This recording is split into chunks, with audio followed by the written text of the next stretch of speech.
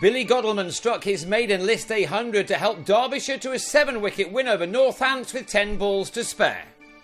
Neither of these two teams have made a particularly good start to their Royal London One Day Cup campaigns, and the visitors to the 3A County Ground were again bowled out, in spite of an excellent 100 from Josh Cobb. He dominated the scoring throughout, the next best score being 26, and nearly carried his bat through the innings while others around him struggled after the Steelbacks had been put into bat. Cobb struck those two sixes in his 68-ball 50, and he soon added a third as his team reached 111 for 2 at the halfway stage of their innings. They were then set back by leg spinner Matt Critchley, playing in only his third one-day game. He hadn't managed a wicket before, but started to turn this match his side's way with these 3 wickets in the space of only 5 deliveries, which saw the visitors slip from 191 for 5 to 195 for 8, the 18-year-old bowler ending with the fantastic figures of 4 for 48 from his 10 overs.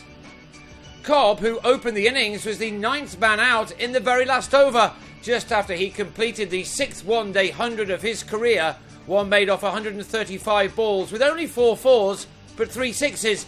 Thanks to him, his side managed to make a total of 231 all out from their 50 overs. It was the kind of target which meant that the Falcons could take their time, and that's just what Godalming did to begin with. He was quite happy to play second fiddle to both Wes Durston and Wayne Madsen, the former Middlesex and Essex man, using up 95 balls to make his first 50. With that done, he then started to play some shots just after a heated exchange following a ball change, and he twice sent Graham White into the distance in the same over. Sixes which carried the overall total up to 130 for 1 from 30, leaving another 102 to get off the last 20 overs.